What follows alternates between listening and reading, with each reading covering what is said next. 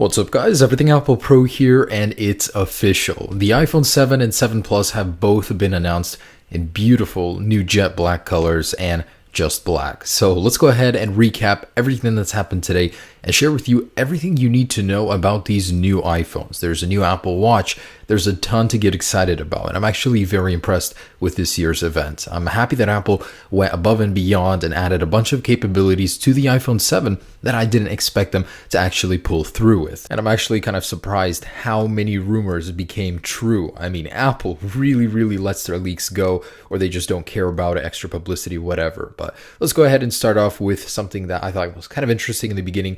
Apple announced some updates to the App Store, and Mario is coming to iOS. So if you're a fan of Nintendo, there are going to be more games coming in the future. Also, Pokemon Go for the Apple Watch. So not only is it going to be on your iPhone, now you're going to be able to do it on your Apple Watch as well. There are going to be some cool enhancements, so where you'll be able to use your Apple Watch while walking, get alerts, all that good stuff. So none of this would be awesome without an Apple Watch with improved battery life and improved internals. That's why Apple went and announced the Apple Watch 2. They were very happy with how the first generation did, so they wanted to improve it in the ways that they could. They're calling it the Apple Watch Series 2. It's now water resistant up to 50 meters. So swim proof is what Apple calls it. You can actually use it in the water. It's been tested extensively. It's got all the seals and waterproofing necessary to perform in the real world. And those speakers that eject water, that patent we talked about earlier, Apple actually went and put them into the new Apple Watch. So that is really cool. After a workout, it's going to emit a frequency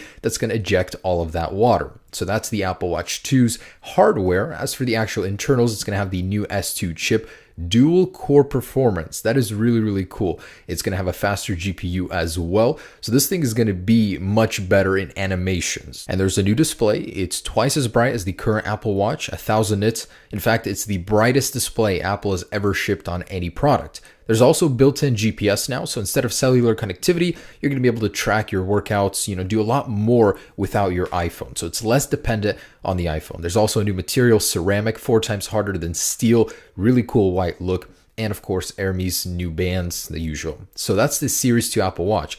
Cool thing about the first series Apple Watch, it's sticking around. Apple's actually going to stick that new dual-core processor inside of it and keep the price point low at $269. The new one starts at $369. There's a Nike exclusive version which has some little software tweaks and a special band. It looks kind of cool. And in general, the Apple Watch, not a huge upgrade, but my favorite thing has to be the water resistance. I hate having to take it off, going to a jacuzzi, a pool.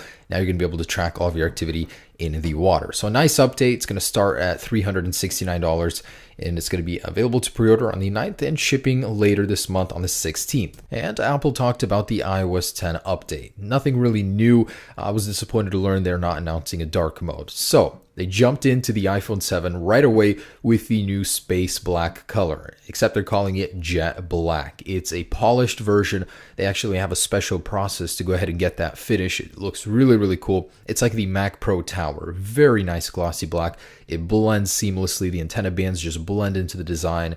It blends with the display on the front. I mean, this is cool. This is Darth Vader's phone of choice. And the iPhone 7 Plus pictured with that dual lens camera doesn't look too bad. I like how the body morphs into the camera. So are there any surprises with design?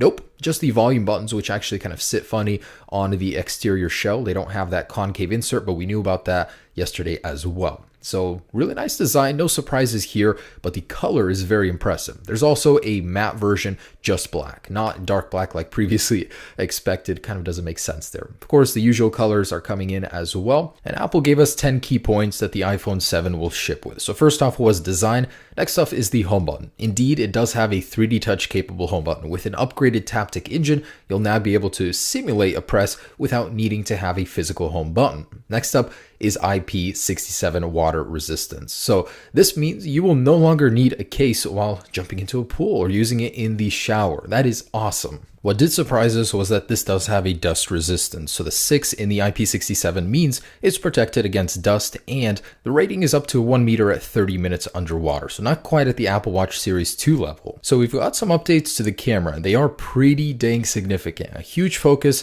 of the iPhone 7 is on low light photography, being able to capture images better in low light. So it's got optical image stabilization on the standard 4.7-inch model. As predicted, there's a wider aperture for better capturing light, especially in low light environments, an improved 6-element lens, and the signal image processor is much better. So you're getting 60% better improvement and a 30% reduction in power usage. And just as predicted, the flash unit now houses 4 LEDs for a 50% brighter flash, and it has a cool new feature called flicker detection. So if there's a light source that's flickering, it's going to compensate for it, which will make your pictures appear better. And Apple did give us a demo of the photography. So we got some images in high quality that looked great. I mean, it picks up light, especially in darker environments, very well. That was one of my biggest complaints with iPhones, is that low light versus the S7, they just cannot compete. Now with that wider aperture, it's going to be much better. And the actual pixel sizes on the camera sensor are larger, so you'll be able to pick up color a little bit better. And the front-facing camera got a huge upgrade as well to 7 megapixels.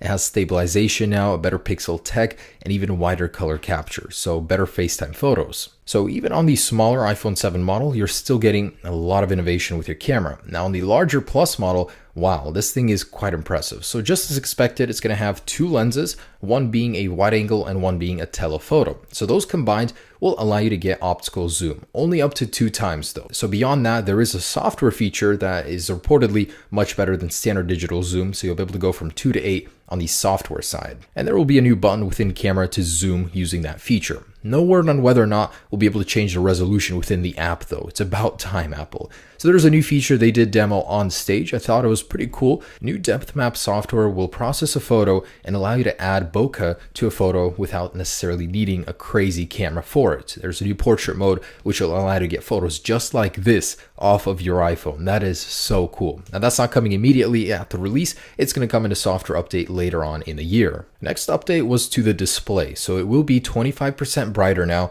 and it supports a wider array of colors. So that's the P3 color gamut I was talking about. No word on the True Tone display feature yet. I'm still hoping it's going to be added as one of those little silent features Apple doesn't mention at the keynote. Apple did an upgrade to the speakers as well. As expected, one of them on the bottom is fake. The other speaker, stereo speaker, is in the actual headset speaker on the front of the display. I think that's pretty damn cool. It's going to allow for a wider sound. It's going to be more immersive, I think. Apple did talk about why they're going wireless. It's an old tech. They wanted to make room in the iPhone for future technology, and space comes at a cost in such a small little design. So they wanted to go wireless, and with new AirPods, they were able to achieve that. They're actually pretty damn impressive. 5 hours of battery life from each one. They can be used simultaneously or individually. They have a new W1 processor, which is that custom Bluetooth chip we were talking about. Apple was creating infrared sensors so they know when they're in your ear, and accelerometers. The way you actually set them up is pretty cool. You just open the case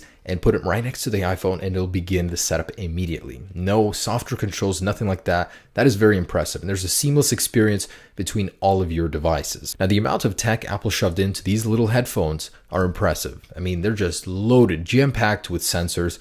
And can you imagine how easy it will be to lose these? They are tiny. So that's what makes it so impressive. It's small, yet filled with so much tech. 24 hours of battery life using the actual case, and you'll be able to charge that with a lightning cable. Apple did upgrade the rest of the Beats lineup with a new W1 chip as well for seamless integration with all of your devices. Now, the Beats Solo 3 now feature 40 hours of battery life, so I will be getting those as well, and I think they're going to feature the new gloss black color, if I'm not mistaken. The 9th point was specific iPhones in Japan to support their version of Apple Pay, Felica, I believe that's how it's pronounced. That's going to be available later in October, so a hardware exclusive just for Japan. And lastly, we get to performance. This one is very, very impressive. So the Apple A10 chip is now quad core. You're getting 2 processors that are based on efficiency and 2 on high performance. In general, 120 times more powerful than the very first iPhone. So 2 of these cores are going to run at a very slow pace at 1/5 of the total power. The rest are going to be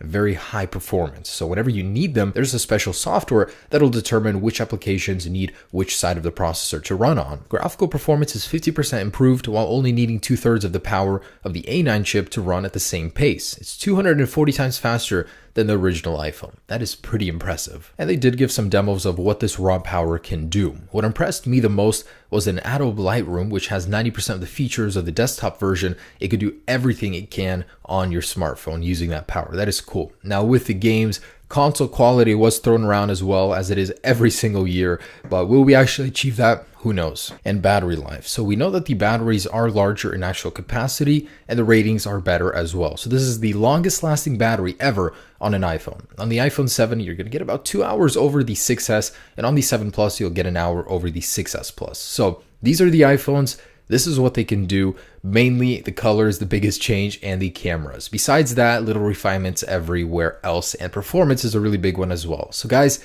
I gotta say, pretty impressed. I like this release. This is a very good one, more than I thought the iPhone 7 would be. So early on in the rumors, it wasn't as big of a deal, but now that it's out, I think this thing is going to be killer. It's going to outperform every smartphone on the market, as Apple has said. It's got the best camera on the market. So this could possibly be the best smartphone you can buy, period. So when can we actually get it? Pre-orders begin this Friday at 12 a.m. So the night of Thursday, get online. Prices stay the same of the iPhone 7 as the 6S at $649, and for the 7 Plus. So Apple made a little joke, which gave me a little heart attack, that they're going to start at 16 gigabytes. I was like, no, but they're actually going to 32, 128, and 256. So very good pricing. The 6S gets bumped down to middle class, and of course, the iPhone upgrade program is still in full effect. The actual get in your hands release date will be on September 16th. So that was previously expected to be on the 23rd, but first on the 16th, and then it went back to the 16th. So I'm very excited. We're very, very close, guys. We're going to have this in our hands very soon. iOS 10 will drop on September 13th. We should be seeing a GM here any moment, and the AirPods later in October. All right, guys, so that's my quick overview of what happened today with the iPhone 7, 7 Plus, and Apple Watch 2. Stay tuned for many videos. I'm going to be covering everything. Have a great day. Let me know what you think down below in the comments. I would love to hear it from you. How was today for Apple? Peace.